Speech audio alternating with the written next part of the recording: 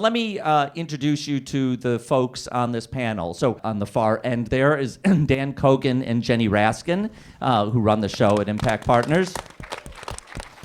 And then on stage from the end is Julie Goldman, one of the great producers in our business. Among her films is this year on the Doc NYC shortlist is the film Best of Enemies. Next to Julie is Heidi Ewing, who is also partnered here with the Red Shoed Lady, Rachel Grady. Their films include Jesus Camp and Detropia, and so many others. We're happy to have them. Next to Heidi is Victoria Cook, lawyer extraordinaire. How many people on stage have Victoria as their lawyer? Okay. Next to Victoria Cook is, if you're a sponsor, then I get your name right. I'll remember for next time. Next to Victoria Cook is Amy Hobby, producer, who a few years ago, Liz Garbus called me up and said, I'm looking for a really good producer for this Marilyn Monroe documentary I'm doing, Love Marilyn. Who should I go to? I said, go to Amy Hobby. And I think there's a drink or a dinner that I've been owed for like 3 or 4 years for that hookup. Anyways, Amy and Liz did Love Marilyn together. And this year on the Doc NYC shortlist is their film, What Happened, Miss Simone. And that I'm referring to Liz Garbus, who is our final panelist on the end here. So let's give them a big hand for being here. I'm going to turn this over to Dan Cogan and Jenny Raskin. And I want you to know, in the process of this panel, so the idea of this panel is that you've got this expert panel here. Come up, ask them anything you want about producing, financing, their careers. And if you want to be the ones asking those questions, you're going to line up here at this microphone and fire your questions away. Now I'm going to turn it over to Dan Cogan and Jenny Raskin. Thank you, Tom, for that introduction. And let me say that you all are in luck. This is an astonishing and august assemblage of some of the best filmmaking talent in the documentary community in the world. Truly, I can't think of another time when you all have been together on a stage like this. And when I have to think about the people that I want to work with, whether it's directors or it's a lawyer or it's a producer, every single one of the people on the stage are part of the first group that comes to mind. It's really an astonishing thing and an honor to have you all together. Yes, absolutely. They deserve it. It's also interesting to me that none of you are men, which I didn't really think about. But when it actually is, when Tom and I were just talking about like who should we invite to come, I immediately just went to my go-to, like, who are the best people we have, and it happens that you're all women. And let me just start off this conversation by putting a question to these guys, reminding them of the question I sent them before, but they've been so busy making films they probably haven't had a chance to think about it, which is, when you were just beginning your careers in documentary film, what was an essential question about producing that you wish you knew the answer to, that you were afraid to ask? Well, she's about to go. No, You have a girl, microphone. no. Hand that lady a mic. No, please. I'm gonna think of an answer. You go. Okay. Well, I think that, and I'm thinking back on a conversation we all had like 3 or 4 years, maybe it was longer than that, but I think it's always very hard to figure out rates in a budget. Like, if you're finally getting somewhere that you're submitting a budget for funding of a film, and what are the kind of going rates for your big lines? What should you ask for? I'm not saying you're going to get all of that, but what should you ask for your editor? What should you ask for your producer? What could you ask for yourself? And I think that those are things that are sometimes you really do have to consult with your colleagues to kind of share information and learn what you can justify. Because certainly you want to have great people paid well for their tremendous work. And I think those things are hard to answer in a vacuum, but I think, for director fees, there's a real range, but like from 10 to 15% of a budget, maybe 15% is a fair number depending on how large the budget is. But I think those are sort of things that sometimes are shrouded in mystery, and they don't need to be, because it probably just keeps people less well paid, maybe. So there's one. I don't know if all of you in the room here agree, or on the table here, whatever we are on the platform, agree with this idea of what that should be. But I think that's a good thing to bring up, because I'll also always kind of wary at the beginning of your career of asking other people, what are you charging, what do you pay? So it's one of those things that's often shrouded. People don't want to share their budgets with each other, often even now, and I very rarely ask someone for one. I mean, I wouldn't anymore, but even back then. That was something. Also, in the same, I guess, lines, if we're talking more about producing than directing, because Rachel and I produce our most of all of our own work. Recently, we started bringing on producers. We're trying to do that. It's hard to find a great producer because she's always booked. And you too. But basically, I think, understanding what's my film worth, where will it play, do I need a sales agent? When do I need a sales agent? When should I show someone? All these questions about, we're always so into thinking about making the film and finishing the film, and is it going to be good enough, that we're not thinking about the afterlife of the film, which is actually the life of the film, because the life doesn't start till you start showing it to people. So I think getting all those ducks in a row and figuring out, your strategy for festivals and for sales and all of that is something that early on in our career we certainly didn't know to ask. Our first film was The Boys of Baraka. We sent it to Sundance in a little envelope, blind. We didn't tell them. We didn't call anybody. We didn't have any advocate, and so we didn't really understand that there is a way to do things that involve lawyers and agents and things that can really advocate for your film. So that's something that I think I wish I'd known earlier on in my career. Well, one thing, I'm not a filmmaker. I'm a failed filmmaker. But one of the things I learned... Thank God. I learned a lot of lessons through that. But one of the things that I see a lot with people who come in and it's their first really great film, and this sounds like this is a self-promoting kind of thing to notice, but it is what lawyers notice, is that sometimes people don't always understand the legal implications of the things that they're doing or not doing. So many people have a great film, but they've never actually secured in writing the releases that they need or the third-party licenses that they need. And sometimes they have like the best film in the world, but by the time it's being vetted by a lawyer to make sure it can be seen in the world, it might be a little bit late to kind of go in and creatively and the least obtrusively fix some of those problems. So one of the things I urge people to do is just be conscious of those things as you make your movie. Make sure people are signing releases with a company that actually exists. Make sure that you're actually not in a room with tons and tons of a TV in the background that's just going, or lots of, figure out ways to limit the impact of third-party materials if you can. If it's a very archival-based film, think a lot about how you use that archival footage if you're not going to be able to afford to clear most of it. And those things, they seem really like a drag and uncreative and kind of like the worst part about filmmaking. But if all of the people on the stage think about it all the time as they make movies, and hopefully it's not the most limiting thing. It makes you think of it's a challenge and you can be creative and still be a great storyteller knowing that this is something you have to deal with. But the more you hide from that and the later you confront it, the worse it potentially could be for you. So early better than later. So one theme that unites both of your comments is the idea that the making of the film is not simply the production and editing of the movie, it's the conception of all the pieces around the film, especially in the film's afterlife, the insurance, the legal, the sales, the festival, all of that. And that has to be part of the process, spoken about, openly thought through as you're shooting the movie.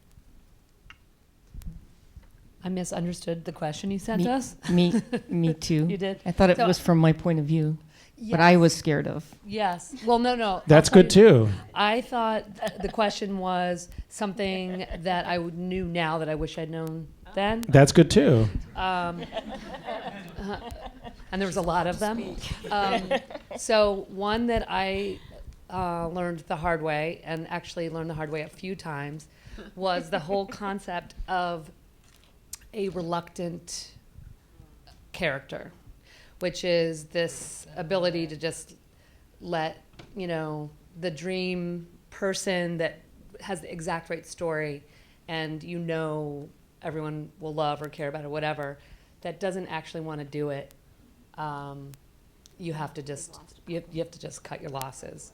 And I have wasted a lot of time thinking that I could convince somebody, and you can't. Just want to say that. I'll still keep trying. So there's one we want right now, and I text him every day, but it's never going to happen. You don't think so? It's a bummer. Yeah.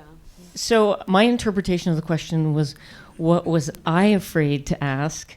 So, well, I had a lot of luck out of the gate when I started producing movies back in the 90s. And I produced 2 films before I realized that I had no idea how to raise money or how to ask for money. So, and I was terrified for some reason to ask, how do I raise money? Because I'd already made 2 films. It seemed stupid.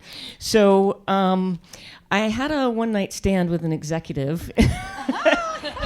And the next morning, awesome. I thought, now's my chance. I can ask him, how do you raise money? Was this one of our executives? No. This was in the 90s. I didn't know you must back have felt good about how that all make you went. back then. So in the morning, like at breakfast, I was like, hey, so I have this this work question. Like, how do you ask for money? At that moment, that's kind of awkward, right? It's like, are you asking me for money? Like, no. I mean, for films. And he's like, oh, well, it's really easy. You just ask. Oh, my goodness. And that's true if you know the right people to ask. He said it's very easy. You just call people and ask. I think we should get a round of applause. I had the same interpretation of the question. I was very nervous to ask about back end, which is always kind of like, ooh, how do you deal with this?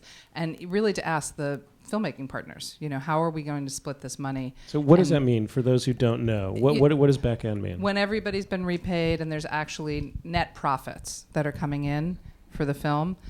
And if that ever happens, then the filmmakers get a portion of that. And it varies on every project pretty much. So I was very nervous. Even if there were projects that I was like raising all the money, I would still feel like, well, I'm not the director, that type of thing. And so getting past that was a big challenge. Now I ask for all of it.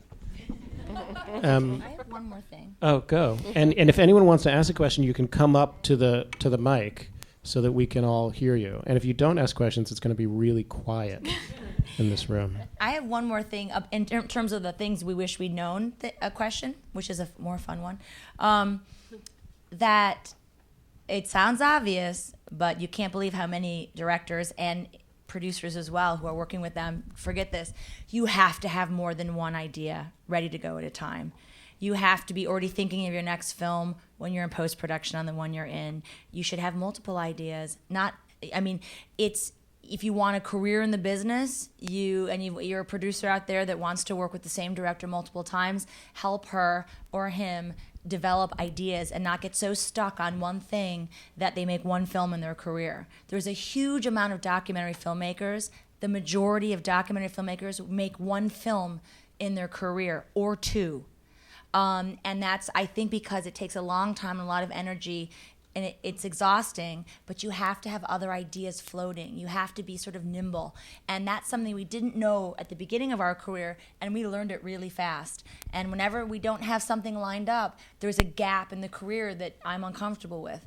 And there doesn't have to be that gap, especially if you your lose film financing opportunities, right? That's Because you're in a right. meeting and they're like, "We wish we had something more." Like you're like, "I have that in my pocket." Oh my God! After Jesus Camp, what are you guys doing next? What do you got? And we're like, we'll get back to you. And then they're like, "Who are you?" And so after Boys of Baraka, we were ready. After Jesus Camp, we weren't. There was a gap. We finally had a conversation with Sheila Nevins. Eventually, a movie came out of the meeting, but that was not comfortable. So, that's just one thing I wish I'd known earlier on, and I can't recommend it more to always be looking for. It doesn't mean you're scatterbrain. It means you're smart and you have other interests besides the movie in front of you. We have our first question. An opportunity comes up. So often we are working on more than one thing at a time. And it is awful. I hate it. It's not, for me, it's a necessity, but I honestly don't think it's a great way to be creative. It's not optimal, but sometimes it's necessary. Do you have a number in mind, like a certain limit of project? I can't work on more than 2 things at a time, and that's, too much. That's twice as much than I want to. Yeah, I mean, I do agree with Heidi that you have to always have those multiple burners on. But I have, like, for instance, I had a situation, and again, you can't control it because if things come to you or things get funded at certain times, you're not always in control. But I had a situation where I had two projects that were sort of basically wanted to edit at the same time. I couldn't handle it. Like, I could not edit two films at the same time. I needed to be 100% on one film, and so I worked it out so that I could pause. But for me, the editing process is really right. It's like writing for me that's a full-time engagement. So I think ideally, if you could be developing a project while you're in post on a project, while you're on project, that is a wonderful way to do it, and then you don't have that gap, which is fills you with anxiety and financial stress. But I certainly know there are filmmakers who run multiple edit rooms. That made me totally miserable. And it didn't really work out so well. So that's my feeling on that question as well. We have one film right now, in post-production, almost in picture lock. We have another film we just started shooting a few months ago. That's comfortable enough. It's hard. Yeah. You can do it. Oh. And you're also a pair. We have Rachel and I. We were just two of us. There's a lot of advantages to having a business partner and a creative partner. But right now we have one film in post-production, almost finished. We've had this in post-production for many months, and we started a new film that's been in early production stages for several months. So we just sold that film that we've been developing, and we're just finishing up our other movies. So that's kind of perfect. I think two edits, I would never, at the same time, you're going to get real compromise unless there's more than two of you. But I think it's doable. I mean, let's be realistic. Sometimes one project isn't going to pay your way. Right. So I think one in post and one in early stages, it's doable. Yeah, Julie, maybe you could speak from the producer's perspective, obviously, because producers are often working more than... I mean, as a producer, I work on multiple projects because I don't have to devote all my creative energy into directing a film. So I think it is kind of answers your first question, like how do you, kind of survive and sustain? We do it by having multiple projects going at once. What you don't want is for all of them to be finishing at the same time, which is always inevitably what happens somehow. It's like the magnet, it could start 8 years ago and a year ago, yet there you are, and the color correct for both. But it is really, as a producer, you should actually be thinking about working on other projects. I mean, and working with different directors as well. So there's no reason that you shouldn't be developing a number of projects at once, because some of them won't go, some of them won't give you money for a long time, and you have to figure out a way to sustain living. Yeah, I agree with that, because as a producer, one, I have a producing partner, which is fantastic and enables you to do more. I'm a little bit different in that I do fiction and docs. So we have one doc that's in post-production right now. We have a narrative film that's editing. We have one that's just finished post a month ago, and we have 8 films in development at one stage or another, going through rewrites mostly. But again, please, should we be so lucky if 3 of them happen at once? It's going to be a disaster. But we're sort of counting on a couple being not working out and a couple of going faster, and you just don't know. So. I'm a documentary director, and I'm working on a documentary I want to shoot in next summer at the Olympic Games and do sports documentaries. And my question is, how do I find over here another producer or from your recommendations funding for a project like that? For sports stuff? Sports, yeah, the Olympic Games next summer in Rio. I would go right to ESPN. Well, as far as a producer, I could maybe be more helpful with that. What are all the sports documentaries that you love, and see who produced them? That would be what I would do first, and find those 4 or 5 docs that you love, and figure out who directed or produced them, and ask them. Just email them? Yeah, sure. But I think the thing is that you have something special. Like, what access do you have? Why are you the person to tell this story? Because there are going to be a lot of people there documenting that event. It's an international event. It will be televised. So what is your special access? What is your story? What is your insight? That's what you have to lead with to attract the producer also, and so then they can help raise the money for you. And maybe if it's something that you could do a small piece on for NBC is doing the Olympics, is it NBC? You know, to try to see if there's a way to get in there to kind of do a truncated version for them or something that's not what your film is, that maybe you could try to raise some money around that while you're making your film. To NBC? Well, they're doing the Olympics, so they're looking at MSNBC. All the NBC channels are going to be looking for content during that time, so it's worth seeing if there's a way to carve something out there. Okay. Thanks. Good luck.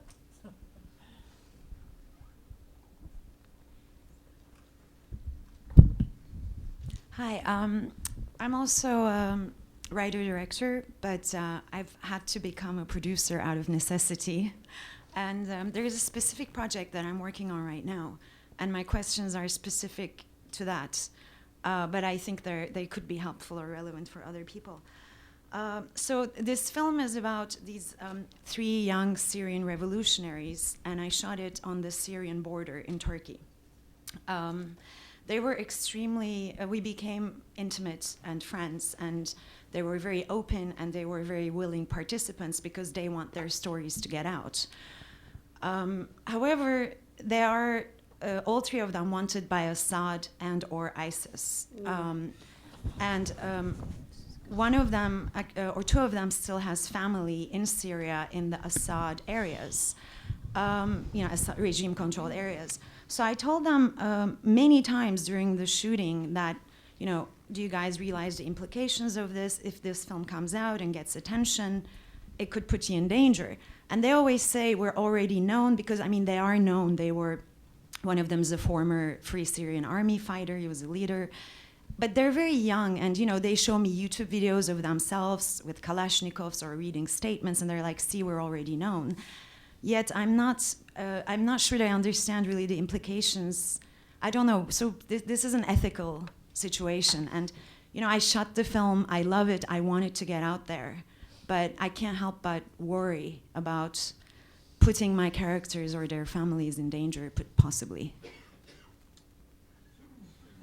That's a tough one. Somebody asked what my question is. I don't know. Is it not clear what my question is? It's very clear. It's clear. We get it. Her question is, what should she do about putting her subjects in danger, even if they've given her license and permission to use their images? That's something on different scales, maybe not as large as your scale, that we deal with all the time, because no one actually understands what's it going to be like for them once they're the main subject of a documentary film. So there are different levels of harm. There's physical harm, there's humiliation, there's all kinds of things that a subject in one of your films might experience.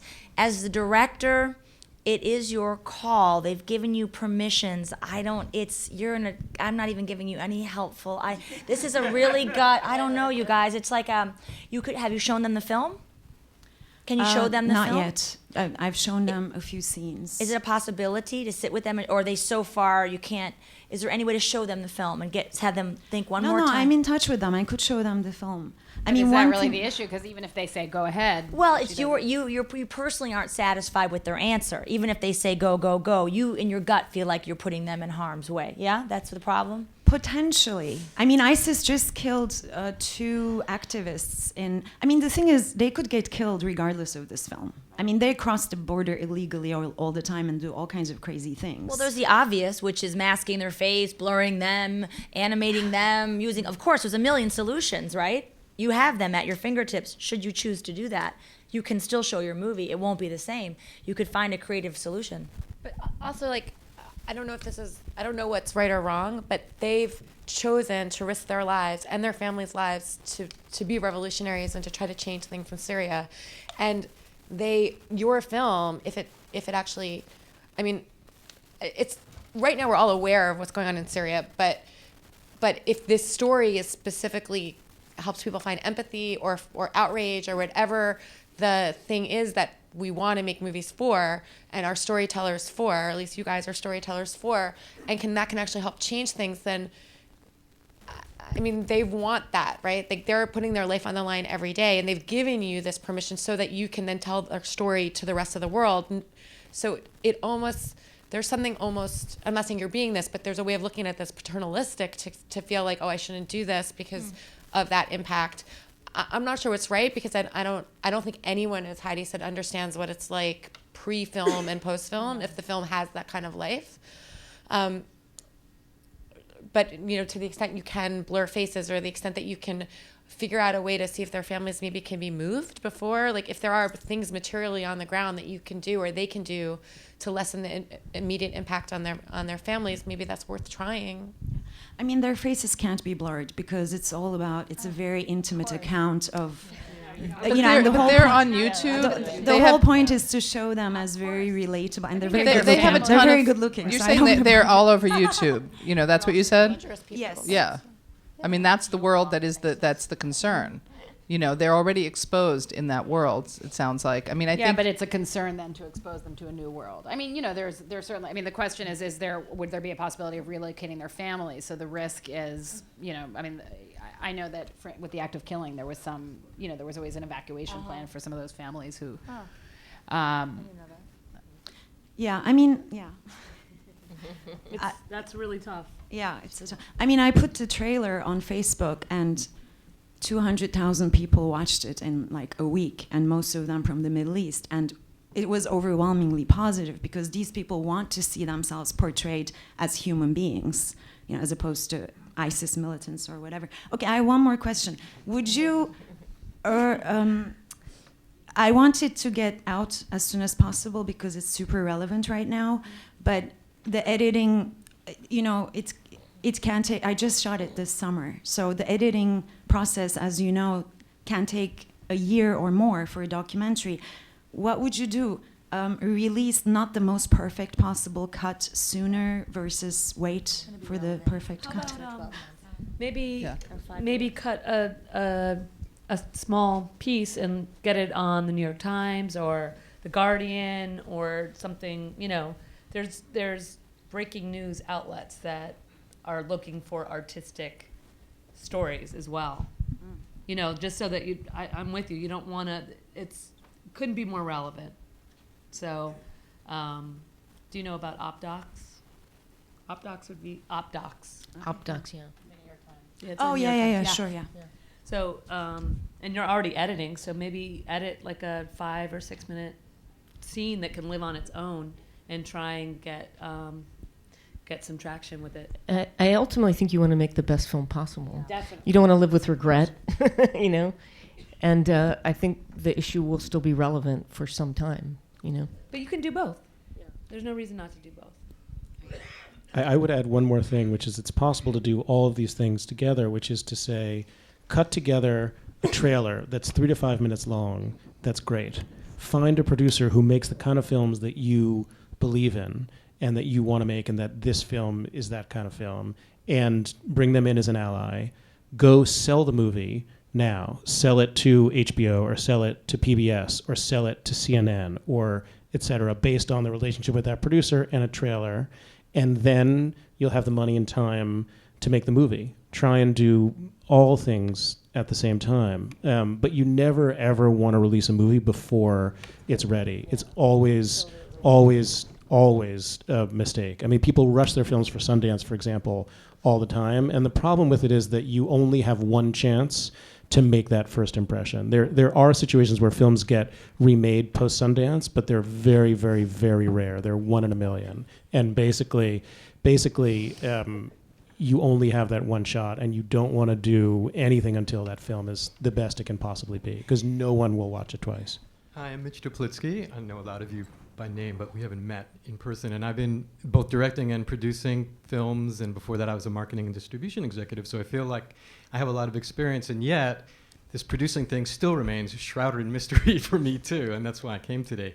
And I have 2 questions, and one is kind of the elephant in the room cliche question, which is how do you pay yourselves? How do you make a living as a producer? Because people do ask me to produce for them, and invariably they don't really can't pay me, they just want me to help them raise money. So that's a little frustrating. And then I have a little bit more, a more important question for me personally, but I did want to throw that out because I thought that would be relevant for others, and if you would indulge me to ask a follow-up question then. But first, how do you make a living as a producer?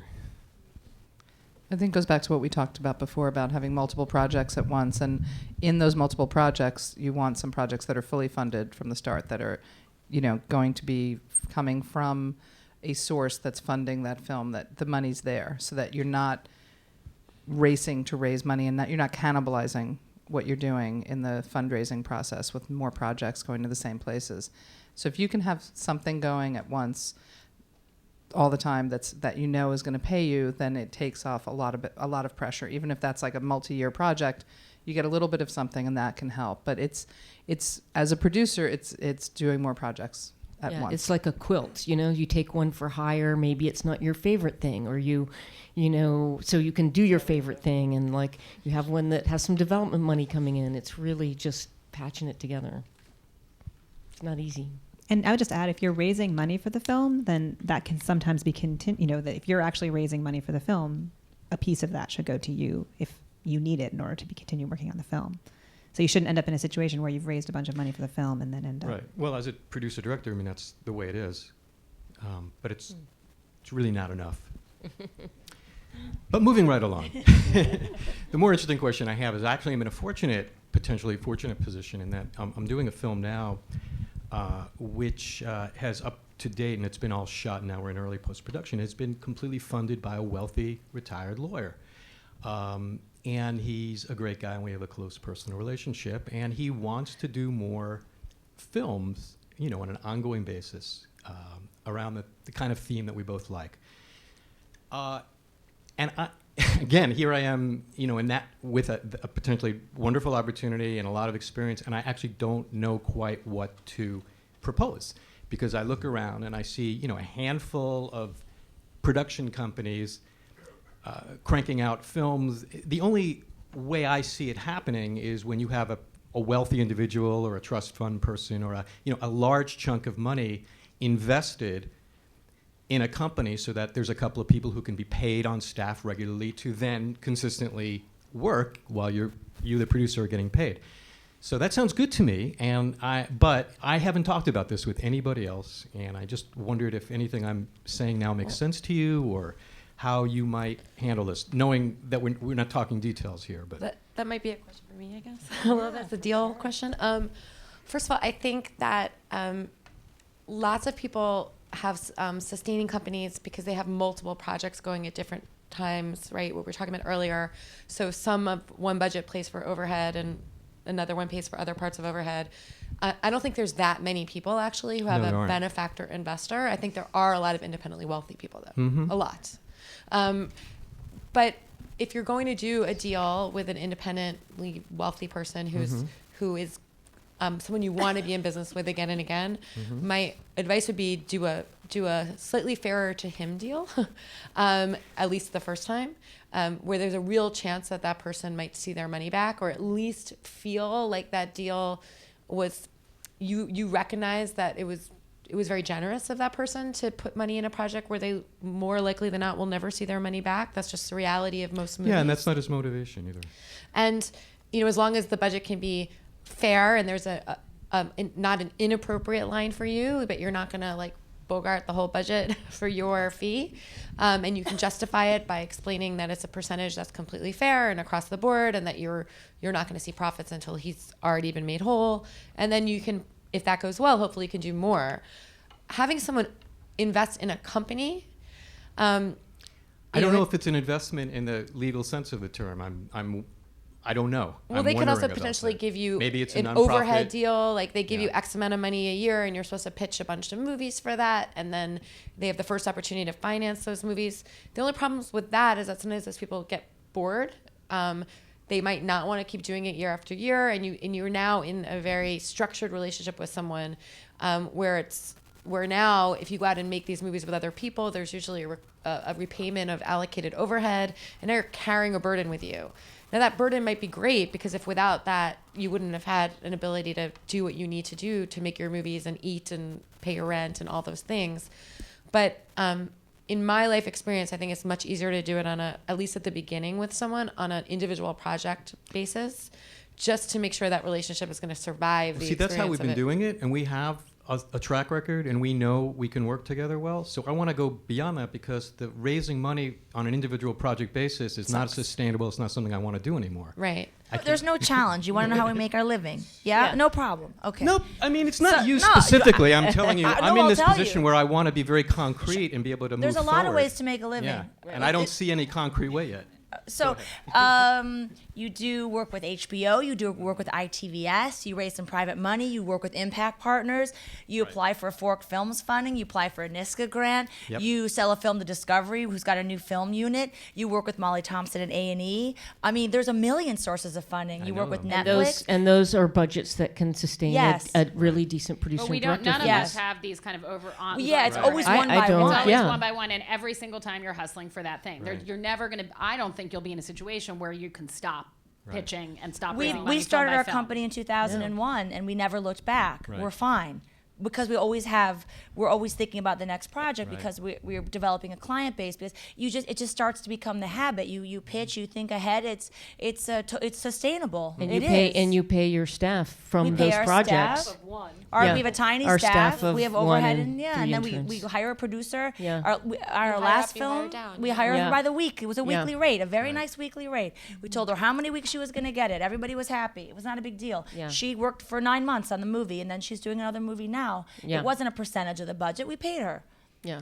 So it's You can pretty also, straightforward. You can also sometimes, if you need to have more ability to sustain other parts of yourself, if you're in a position where you're at a level where you can raise money for other people's films, sometimes you executive produce for other people, so then the budget runs through your company, so you have an ability to take a line for yourself, as well as potentially if they're going to use your office so that you can then We allocate take for some of the hire overhead, work and sometimes. for We'll hire do work and budget and branded work schedules. and We teach a class, and we trickle in Just- money like that. Yeah, But there thank are you. equity No, I get- investors in that's- small companies. Yeah. It's just that that's an incredibly complicated deal, because it's someone else. You're relying on the beneficence of someone who might not want to continue doing it. Where relying on your own ability to hustle sucks for sure. And you could. I'm not saying don't do the other thing, but it's never going to stop making you not hustle because you're still going to have to sell everything. He can't distribute sure, your of movies, course. right? Of So course. I just. Sure. Let me add one thing, and then I think we should move on to another question. One of the unspoken parts of this conversation is what's the budget of a movie? So if you have $1 million and you're taking out 10 or 15%, then that's a great fee. If you're making a film for $200,000, then it's not. So part of it is also how, at a certain point in your career, you can make films for $200,000 because you have a day job or you have another gig, but you're hustling to achieve enough success to get to that place where you're making an $800,000 or $1 million movie or a $2 million movie. And so part of it is pushing to find a way to move up that ladder. And as a producer, you have to find some projects. You may find a brilliant young filmmaker who's making their first film who has no money, and you want to produce it because you want to be on that movie for their next one. But while you're doing that, you're working with a more established director and getting paid a real fee. And so part of it is, what is the budget of the movie? Where is that filmmaker in their career? And how are you going to move up? And the way to move up is to make really, really great films. Very much. This is a really great opportunity to be in the same room as you. So Trip, co-director, editor, working on a film about a husband and wife who claim to have the only effective malaria vaccine, and our film follows them as they try it on humans. Malaria vaccine. Our film follows them as they try it. Where are they? They're in Maryland. Okay. And our film follows them as they try it on humans in Africa. So the question I have, I think, is fairly universal for those who are in the beginning stages of production but still have a lot to go in front of them and are putting together the 10-minute cut that a lot of grants, foundations, and funds are asking to see. A lot of you are on the receiving end of those 10-minute cuts, and so my question is, if you could share some stories about when you hit the play button and immediately said, yep, this is it, or the flip side of the same coin is, how long do you normally give one of these 10 minutes cut before you say, nope, not interested? That's a good question for you guys. Yes. We see a lot of 10-minute cuts. And I don't think that there's usually a moment where it's like it's a bigger picture than that. It's really about the access that you have, as I think someone mentioned earlier, what your unique perspective is. And a lot of that will come through in a really good reel. So you're thinking about how can this 10 to 12 minutes or whatever it is show what you have that's special there. Sometimes it's just seeing the character because the character is so incredible. Sometimes it's your particular perspective or your access. And then beyond that, there are going to be all the other factors. who, especially if it's a first-time filmmaker, do they have a producer who has more experience? How would we imagine this amazing material actually becoming a film? How will it get from step A to step B? And often that's the team of people that is that's surrounding and supporting the director. We really read treatments too, because having a vision for the full film, I mean, there can be 10 amazing minutes, but to create a narrative over the course of 75 to 90 minutes is a very, very different thing. So if you have a clear vision of what the act 1, 2, and 3 of the movie are, that's going to inspire a lot more confidence. So yes, that 10 to 12 minutes is the thing that can catch the attention of the person, and your pitch already did, I thought. In your one-sentence pitch, it was already jumped out as something unique, and that you'd want to continue that in the 10 to 12-minute reel. But all of the supporting materials are I think, just as important, honestly, as, I don't know if other people have. So how long on average do you think you actually watch of these 10-minute edits? Okay, I'm a bad person. I would say the first 3 minutes are super key. If it's very poorly shot or doesn't seem to have a point of view, I can get sidetracked in 3 minutes. 3 minutes is generous. It's a long time, 3 minutes. Yeah, it's a long time. I would say that, just to follow up on what you're saying, in other words, I find when we have pitched and pitch things, which we continue to do, you want to know that you're in good hands. There's a director. This is directed. The word point of view was used. There's a style. There's an approach. It's your approach. It's not willy-nilly. It might not everyone might like it, but you're taking us by the hand. You're saying, look at this and watch this. And every shot is thought out exactly. Nothing is random. I mean, I think that inspires confidence and interest, and this is a director. This is, auteur. I think, yes. like, okay, is this person an auteur? You have a take. Yeah. To rise above, to get seen and all that, like, just take the risky move, I'd say.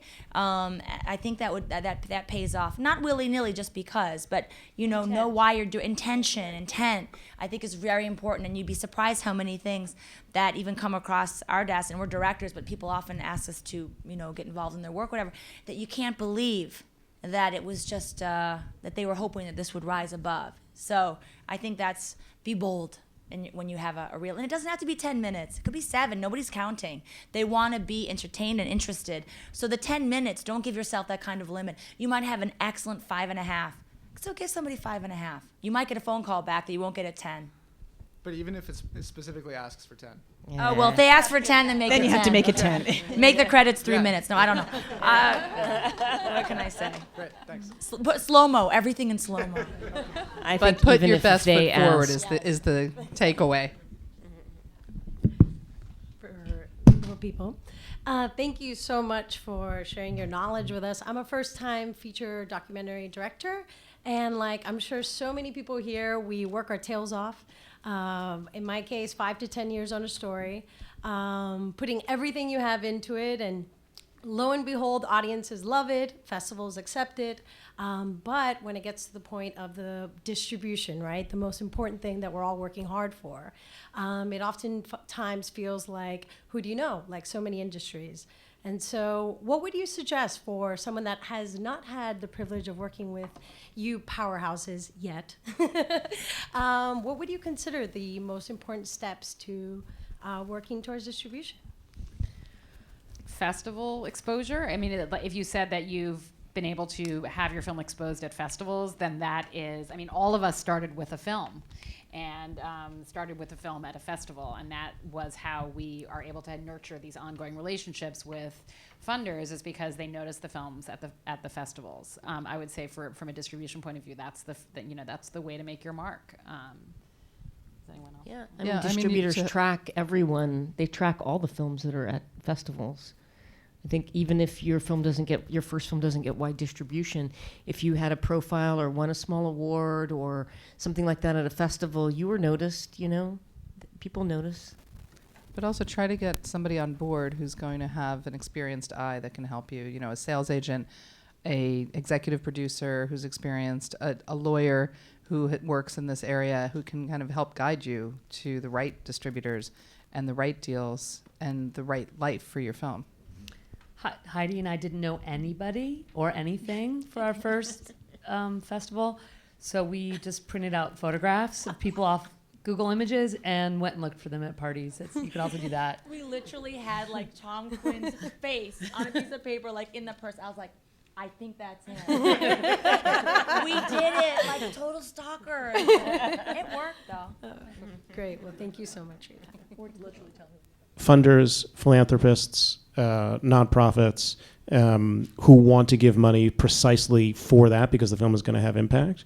But for great filmmakers, that can be tricky because people who are motivated exclusively by that may also want to control the content or the style or the distribution of the film in a way that isn't best for the movie itself. So there are lots of people who focus on the producing of great films, and then there are separate people who are impact producers who focus on using those films in social action campaigns for change on the ground.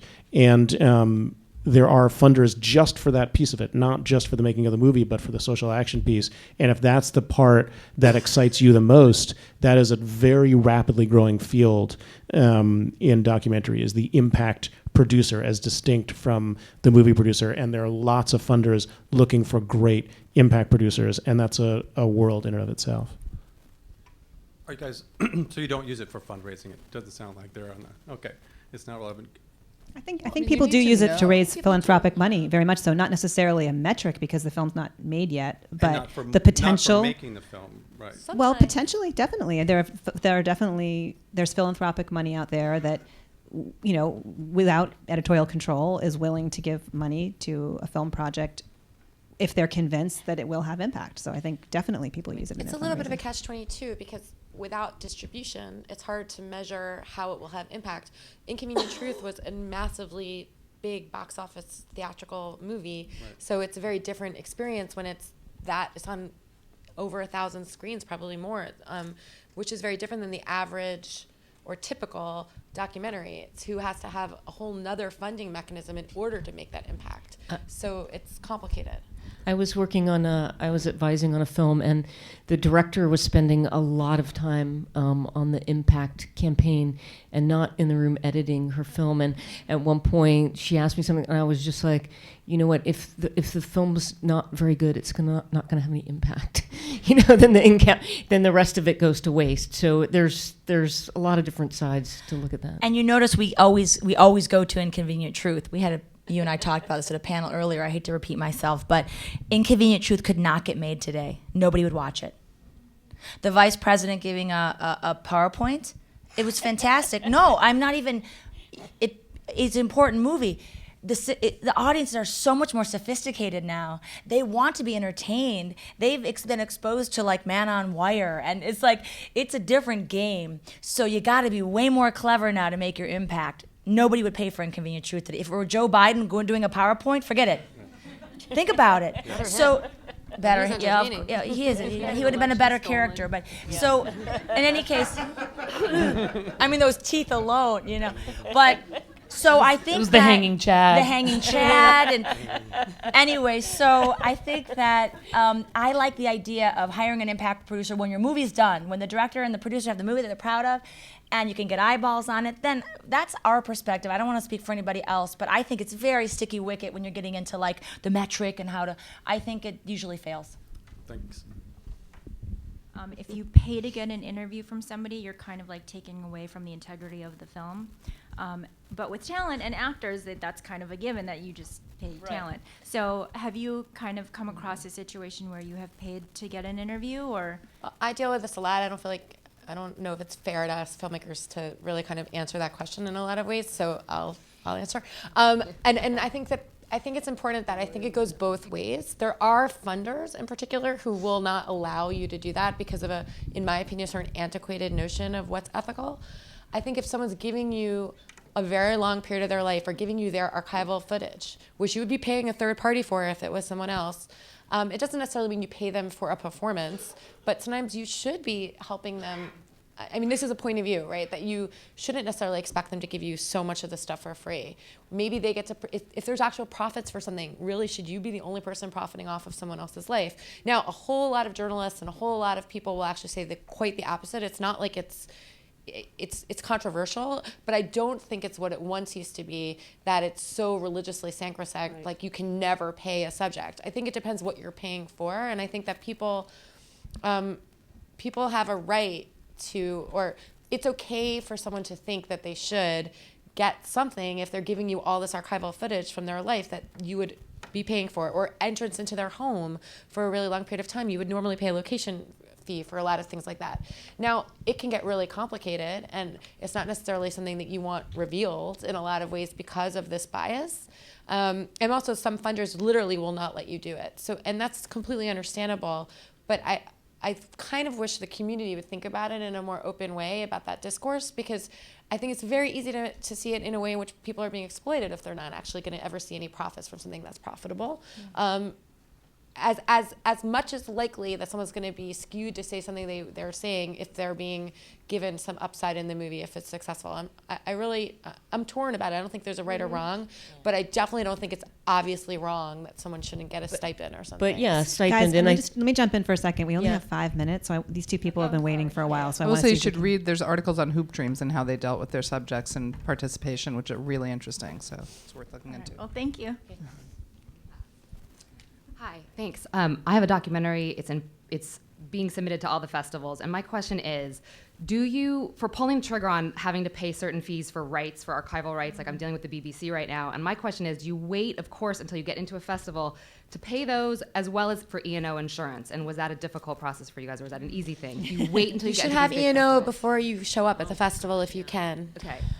And then, yeah. Well, it depends. Or if you're going to get into a festival and you're not going to be able to get the masters quickly enough to have it look the best it can look, and you have the money to pay now for the archive, pay for the archive now. Okay, so you know, that's it's always like that waiting game and what you can do. Because sometimes but it try takes to a figure it while, out. right? Yeah. That they say, well, we have to send you a DVD first, and then you have to do the, it's like sometimes it takes a while, and it's Thanksgiving, and then it's Christmas, and then you don't have the masters. Maybe your first festival experiences, did you just submit blindly and you really didn't know anybody? You mentioned this, and then versus now, you guys know people, you're very established, so it may not be as hard to get in, but do you have any advice on that sort of first round? Oh, it can be as hard to get in. Sure. No, it's still hard to get in. Yeah. Not It's quite still as hard to get in. It's still really hard to get in. And your heart's broken every year, of course. Yeah. But you should try to find somebody who does know people, because you will know somebody in the world somewhere. And I who did can meet help. someone at a panel here last year who's helping us. So thank you. Yeah, and you know what? If you don't get in, go to the festival anyway and meet people. Yeah, if you thank can. you. Great, thank you. Hi guys, my name's Christina Sorge. I'm a first-time film director, producer that had a short here on Saturday, and it's a 30-minute short about a woman who looks like Iris Apfel, but for the art world, and that was not coincidental. Like, it actually shocked me when I saw that film. But anyhow, my question is to you, turning a short into a feature, and what lengths you've kind of gone to in terms of getting further funding, applying to grants, speaking to everybody under the sun. And also, would you ever turn to crowdfunding after having a 30-minute short that's circulated through the film festivals to then further expand it? Sure, why not go to crowdfunding? But I think the bigger question is, why do you feel that it's not enough of a story that's being told? Is it not holding itself as a short? Is there a real reason that it needs to be a feature? That's the bigger question. Do you want me? I'm not going to answer that just for your guys' sake, but okay. I think it can be tricky when the film is already the story has been told, and the the festival world and potentially the distribution world sees it as a finished film. I actually think that can be a tricky position to do it from. But but then again, if it's amazing and you can show alternate footage that you weren't able to use and make the case of why it could be a really strong feature, then I think you can apply to all the usual places with that short. But if you have a polished film and you give it to someone and it's excellent, they're going to feel satisfied after they watch it. Right. And in a way, your polished, excellent short can undo your chances at a feature length. It's a tricky thing, I think. In a way, if it hasn't been seen that often, this is maybe bad advice, but you might want to just excerpt a smaller bit and try to resell it as instead of like the credits and the beginning and the end and it's done, that done feeling feels like there's no sense of discovery for one to pay you to expand it. It's a weird thing. No, no? that's actually really good advice. Thank Well, you. Oh, okay, good. Well, I have one. I'm going to say something. So I have in 2 cases had shorts become features, but fiction. So maybe it's a little different. And also, your film is 30 minutes long. But twice we've quite successfully taken award-winning, very exposed narrative short film and made it into a feature. I think that's actually quite common in the independent film world because it's truly It's a not proof of docs, yeah. concept, and then it's often the short is more impressionistic, And the we can feature write- will and we be, can write and they in know whatever. What, Yeah, they're yeah, like, yeah, this yeah. is, and you had it in with the script. This is like what it's really going to be. Yeah, yeah. Where in a documentary, part of the appeal of the documentary is the discovery of this thing, Topic, the person, subject, the story, yeah. and then if it does feel satisfying, like it's not an appetizer, right? It's so.